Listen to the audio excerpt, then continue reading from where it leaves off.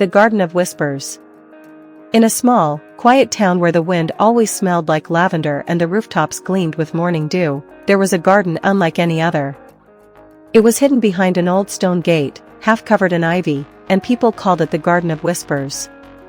Nobody knew who owned the garden, but the gate was never locked. Children wandered in during sunny afternoons, elders sat on the benches and listened to the wind, and travelers, tired from long roads, found comfort under its flowering trees. The strange thing about the garden wasn't just its beauty, it was what people felt when they were inside. A lonely man once stepped in and heard a whisper that said, "You are enough." A grieving woman heard, "Love never truly leaves." A frightened child heard, "Bravery begins with small steps." No voice was ever the same, and no one else heard what another person did.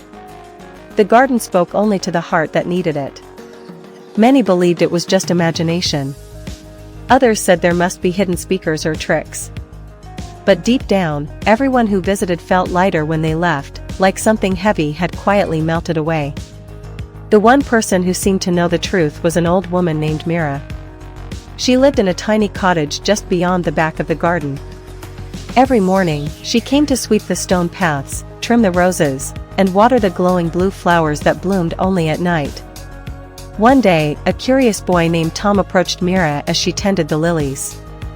"Miss Mira," he said, "why does the garden whisper?"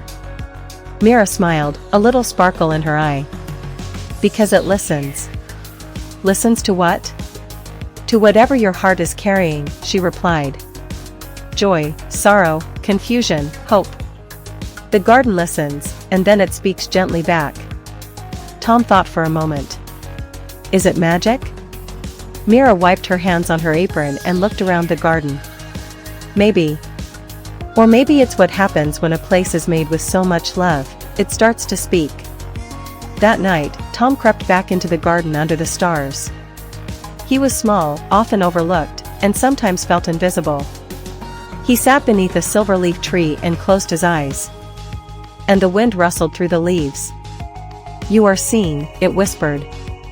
"You matter." Tears welled in Tom's eyes, not from sadness, but from something deeper, something healing. Years passed. Mira grew older and moved slower. One spring morning, she left a note on her cottage door that simply read, "The garden is yours now. Tend to it with love, and it will keep whispering." Tom, now a teenager, began waking up early to sweep the paths, water the plants, and plant new flowers that bloomed in colors no one had ever seen before. And the whispers continued.